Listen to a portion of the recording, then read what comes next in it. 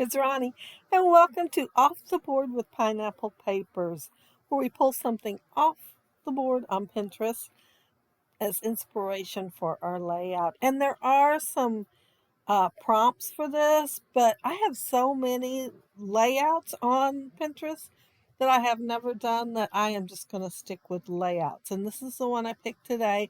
No name for you, it just did not even have one. But if anybody knows who it is, let me know down below.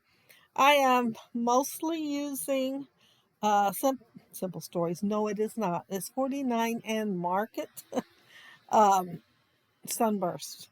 And then this is Craft Consortium. I couldn't find enough papers when I ordered this. I got a package, but I wanted something to supplement with what I had. And so I bought the Craft Consortium, and I thought it goes really well with it. And I used it partially to map my photos, and I'm going to use it on my layout. This stencil's from Gina Marie, and so I'm making some of the fish darker than others, and I just wanted a few in there, not cover the whole area down at the bottom, but just have a few. And like I said, some's darker than the others, some are pretty light, like they are farther away.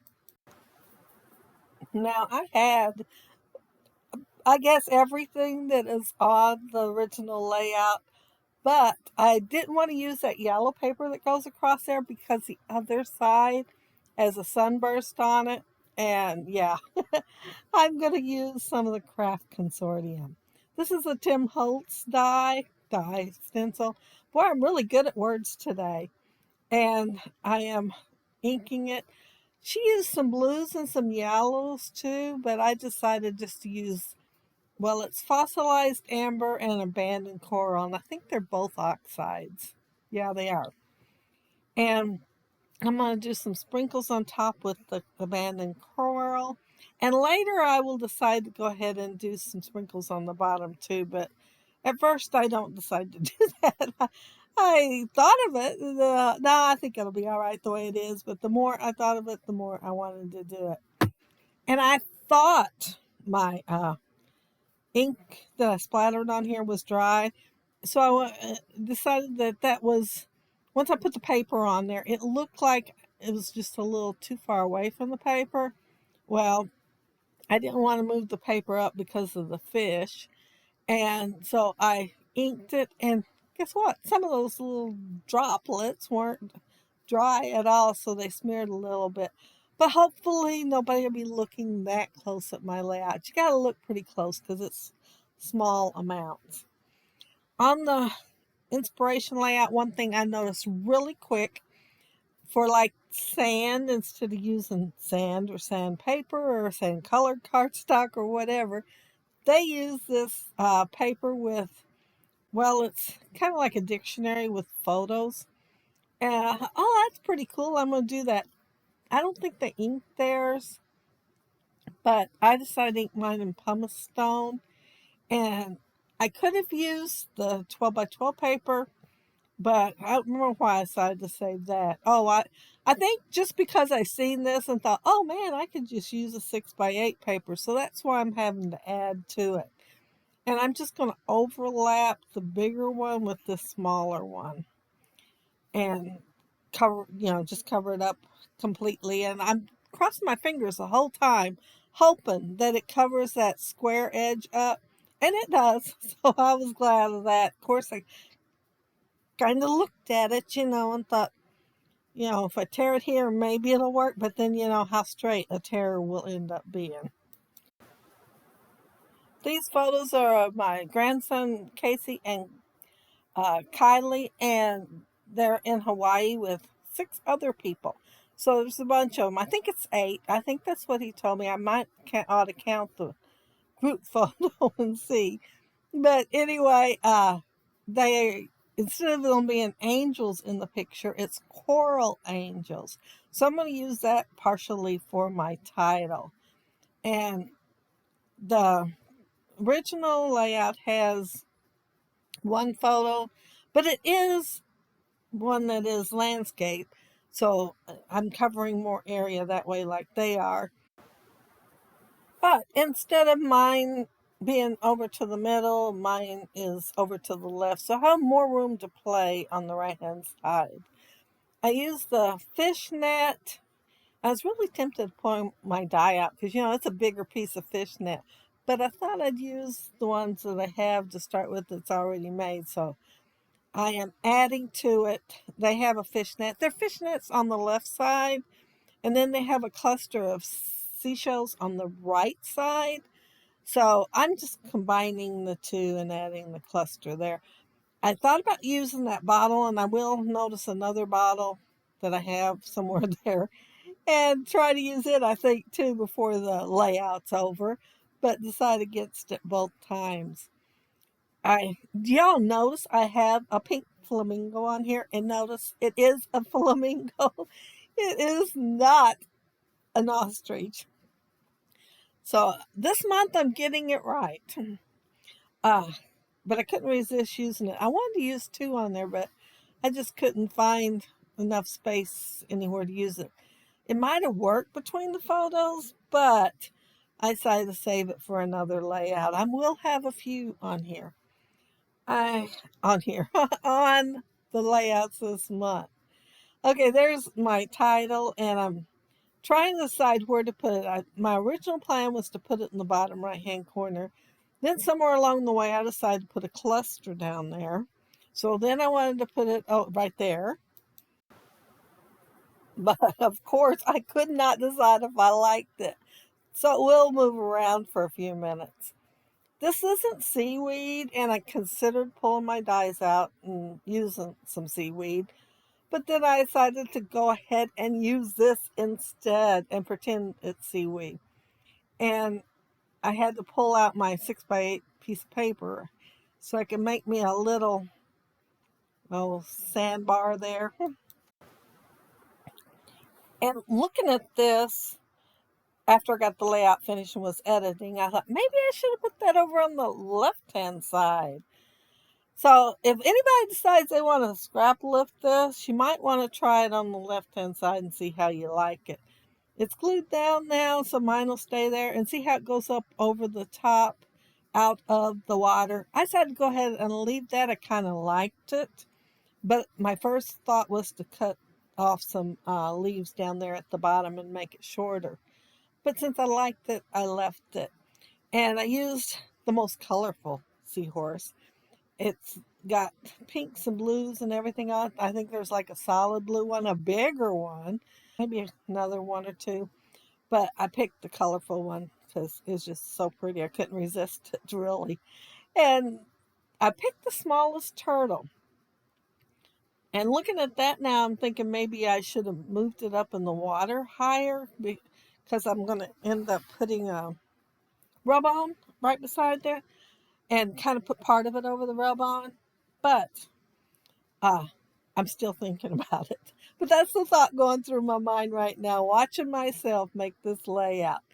So I finally decided to go ahead and put my title up there and nestle it in with the cluster.